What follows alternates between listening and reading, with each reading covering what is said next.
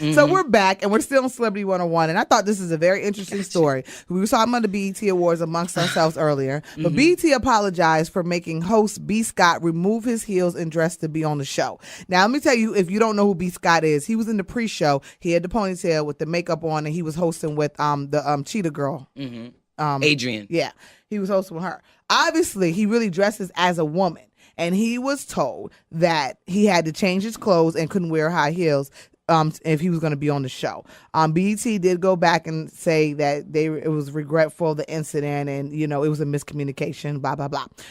So, should he have been allowed to be in full transgender gear to host the BET Awards? That little thing that does hair in Atlanta, that little thing who's always wearing high heels. But that's not BET Awards. I mean, but wasn't he on BET? No, he was on Atlanta Housewives. Never on BET for that. I don't know. I don't watch. I really, be honest with you, I don't really watch BET. These occasions I watch BET, but other than that, no.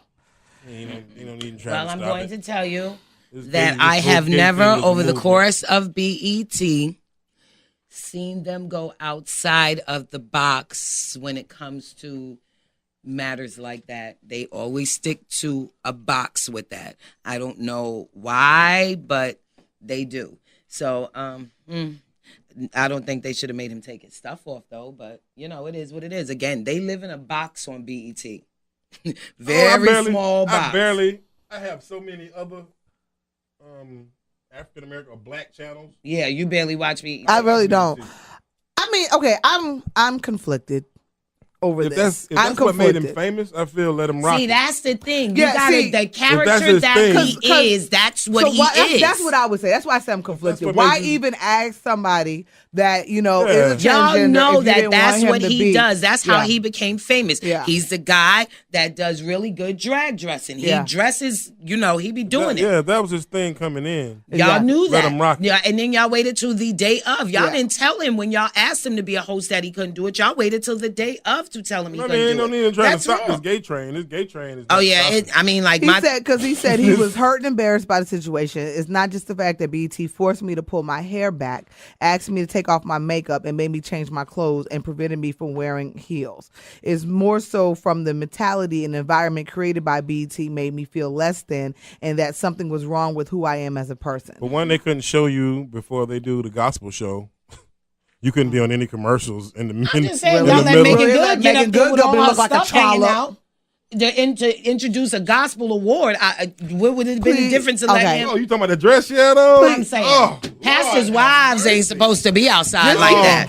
Not on TV in front of millions of people. You do that in the house. Please get a picture of that dress. If anything is more religious than that dress, I can't tell you what it is. That thing. Father bless him. Forgive him, Father. He don't know. Let me just flexing is what God made. You can't be upset about it. Yes, I can. Because let me just say. God made her fine, but he wears Melly Blonde. He's made up. Yeah. She was born fine. Okay, she just happened to wear a dress that insinuated her fine. Okay, wait. We're gonna close this chapter. B. Scott, I think they were wrong to ask him to even host if they were going to have a problem with the way he looked. Yeah. I do understand why they would maybe not want that image for the show, but they should have asked him to be a host. They should, and then back to B. Scott is, if you're so hurt and embarrassed, have enough pride in yourself to say that I don't want to be a part of your show. Exactly. If you feel so strongly about who you are and what you are, then you wouldn't have did it. I understand it's a great opportunity, but don't be hurt and embarrassed if you decide to do it. VH1 has a show too, and they would have let you rock out. Sometimes you got to stand for what you believe in, and a real stance would have been, all right, take your little hosting job. Yeah. That's all I'm saying. Now, Megan Good. I got to. All right. I understand having a persona being sexy. I love being sexy.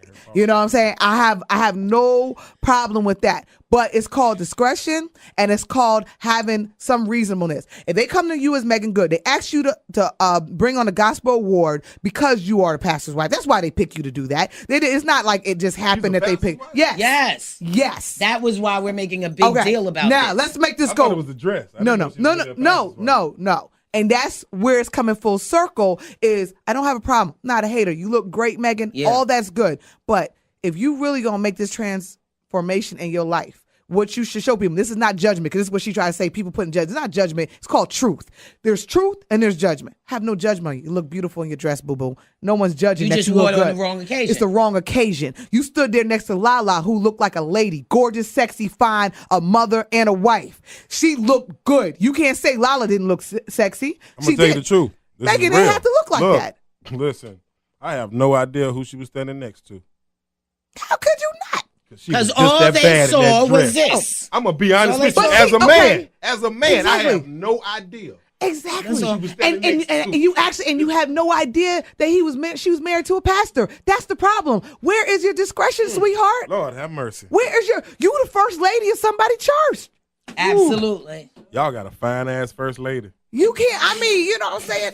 But fine does not equal naked. See, this is where it keeps losing. I will say this. Fine doesn't equal I just need naked. them to understand that they have to get a little bit of class in it. Halle Berry look good. Every year she pick a mean dress, and she not necessarily showing. She could have been. She don't have to show. No, she don't have her top hanging out. You can't.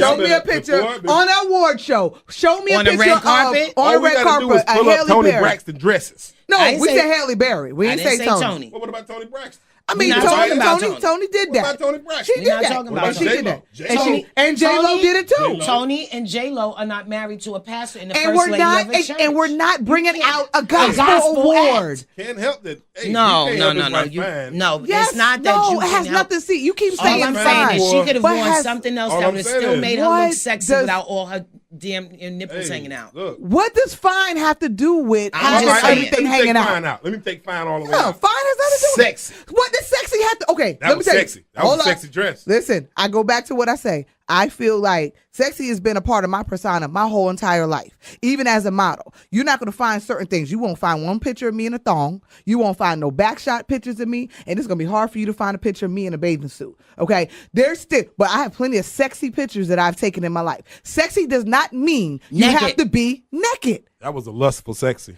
Exactly, and she was bringing out the gospel award. That's all we're saying. And if she's going to represent she shouldn't be representing a church and a pastor and be a wife, she needs to understand. She was making good and fine and sexy and wore sexy clothes way before all of this. Okay, now what her husband should have took into account to who he was married.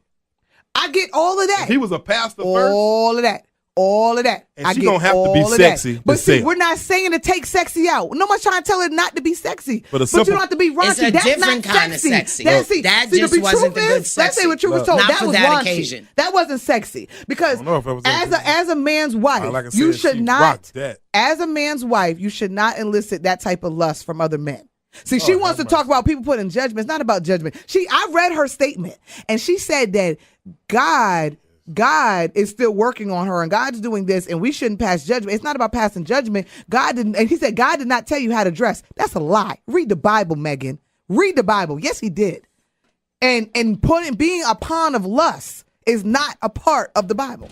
That's why women were supposed to cover up. Well, so I just had to say that I just need men to start to understand the difference between sexy and raunchy. She can be sexy. There's a lot of things you can wear to be sexy. For the simple fact, we sitting here talking about it, that dress did its job. No, it did not. That dress did its job. Let me just say, if I could talk to Megan, what I would like are funny. What I would like to see from her is I'd like her to show young girls her progression from being a girl to a woman. To say, listen, I was a young girl. I was out here. I was showing this, and that. Now, through God, she said, I wanted to be celibate. God brought her a husband, not just a husband, but a pastor. Show that transformation. Show these young girls that it's okay that you can be a beautiful, sexy woman still. I understand but not having to be naked. That's all I want to say on that. I swear I'm going to leave that alone. Okay, so now where we going? We're going to go to sports. Sports. Yes. Nothing Free sexy agents, NBA draft. It's so much going on. Things have been going on. All right, I'm going to skip these other stories and go back to them if we have time, because we have to touch this Aaron Rodriguez. What's his name? Hernandez. Yeah, Rodriguez. Here we go. You talking about the fool that went over there and killed the people? Okay. All right. Is this dude not like a story out of Sopranos or something? I'm telling you, where do they even find these fellas at? Dude, you made it all the way to the NBA. You still acted like he's responsible for 3 deaths right now. You just wowed out. You forgot you're not part of the cartel no more. Dang, dude. What happened? Okay, let's just go back. All right, Nick. So you know a guy has killed some people in the past. You knew his dirty secrets. He shows up to your house at 2 a.m. with some other guys that tell you to get in the car. This is my first part of that. I'm not getting in the car. You're going to kill me right here and right now because I ain't going to find me stinking in no ditch. You and other guys, I'm not even opening the door. I'm going to get my gat before I open the door, and I'm shooting through the door because I know you're here to do me harm. I wouldn't even open the door. I don't even know why this guy got in the car with him. This is not a movie. This is not a game. Door. I'd have been shooting through the window. It could depend on the lie he told, too. I mean, for real. There's one way for one of my friends, but I don't know, I ain't got no friends as murderers. Yeah, I don't got them kind of friends. Anyway. But I mean, if I have a friend that's an NFL baller and he come to the house 2 a.m, it's probably we going to parlay. But they've been beefing. Oh, yeah. And so Lloyd, that's the guy's last name that got killed. He had already, Aaron mouthed out about what he did. He was one of those. He told the stories of his past. Mm-hmm. So Lloyd, in some kind of conversation, and made little insinuations like, I know about what you did. I know what you did last summer. You know what I'm saying? Yeah. He made those type comments to him. So, they was beefing, and I'm not going. So they find him in the ditch stinking. Right down the street from Aaron Hernandez's house. Dude, you couldn't find nowhere else to throw this body? No. Oh, wow. Now he's accused of 2 other deaths of other men that were gunned down in a car leaving a nightclub a year ago. Now has an uncle who just died in a 1-car accident. Now they're questioning, does he have something to do with that one as well? This dude is straight mafia status. Aaron, I'm trying to tell you, he forgot he wasn't part of the cartel no more. Didn't care how much money he got. He had to do some things. So the Patriots decided to say, fans, all right, they definitely let him go. Gonna let him go. He lucky. But they said if you had a number 81 jersey and you wanted to turn it in, you could trade it for another jersey. So they're like, parents understand you don't want your kids wearing a jersey. However, if you have a previously worn Nike Hernandez jersey, they're being sold right now for $305. And then if you have one that's never been worn before, it's one that's signed, they're being sold for $690 on eBay. So I don't know, turning it in might not be what you want to do. You might want to go on eBay and get you a little cake for Aaron. Especially if he go ahead and go to prison. Well, hold on, he's a Hernandez. Yeah, my thing was once he goes to prison. Yeah, I was gonna say, wait for him to go to prison. It probably up the value a little bit for you. Because I ain't gonna lie, I would have killed somebody for an OJ jersey back in the day. Yeah. I wanted me an OJ. Yeah. I wanted me an OJ. As that boy got off. So bad. Yeah. What is up with killer athletes? Like, is it the testosterone? Listen, I think it's the roids and the hits. Them roids is like mollies. They kill your brain cells. And dang, so many hits after a while, a couple of concussions here or there. Your brain ain't right no more. They're so used to hearing the word yes that. Yeah, they don't like the word no. They lose it. Yeah, they shaking the table. Shake the table. I ain't gonna be in here talking about my little homeboy, my little homegirl. Your homegirl, get it right. She has a moment. So before we go, we got to talk about Trayvon. Speaking of which, there were pictures of K. Michelle popped up, her getting, snuggly with this girl in the pool. And she's like that kind of bitter female. I can see her going that way. Yeah. I think she done got that bitter with men that she would go ahead and jump ship. At one point in her life, she'll do anything possible to get or keep a man. Because she's known as a nut. Yeah. A nut. That's that crazy broad. You know the crazy one. Crazy big butt knock knee girl. Big butt knock knee girl. So as we get ready to our close, we got to touch the Trayvon Martin case. I know y'all have thoughts and feelings. I know it's one of those cases. It's emotional because we all have kids. Yeah. And, just the thought of, something tragic like this ever happened. I don't know if y'all ever think like I think, but sometimes I'm like, how, it could be me. I always think like when I see certain things like how easily that could be me. And this case is really pissing me off because I really feel like they're trying to get Zimmerman off. I really think they're going to find a way. Yeah, it's looking like they're going that way. And that really would be a travesty because I'm still just trying to understand. If you can make me understand what was in George Zimmerman's mind when he saw this fella, even though you didn't know he was a kid, what was going through your mind? What did you think he was going to do? He's like G.I. Joe. This all started based on what your mind registered about what you thought this person was going to do. I see people walking all the time that I think crazy stuff about, but I'm not going to do anything. I mean, it's different if you see somebody attacking a little old lady, then you jump into action. It's because where we live at, walking doesn't seem logical. So when somebody's walking, you be like, dang, where's they going to? I think but like where they were, there's sidewalks and stores and stuff like that's around the corner. What did you think this boy was doing? Like, why did your mind automatically think that because he was an African-American person, maybe you thought he was going to do wrong? I just kind of, in my mind, I'm still trying to think at the moment when you started, thought, I'm going to drive my car around and follow this guy. What was you thinking about? It's really real. This is what's up. I know George Zimmerman. I know plenty of dudes that are like him. You know what I'm saying? Those dudes that couldn't be police officers, so they joined the neighborhood watch, or they became some type of overzealous security guard. Yeah, or top flight, overzealous top flight of the bouncer. world. Yeah, I done seen people get him up in the club. Yeah, come in, let me. Yeah. Oh, you see security all the time. Yeah, we know about super security cops and beyond. We know about that. Yeah, that little emblem on their shirt, that little title is going to their head.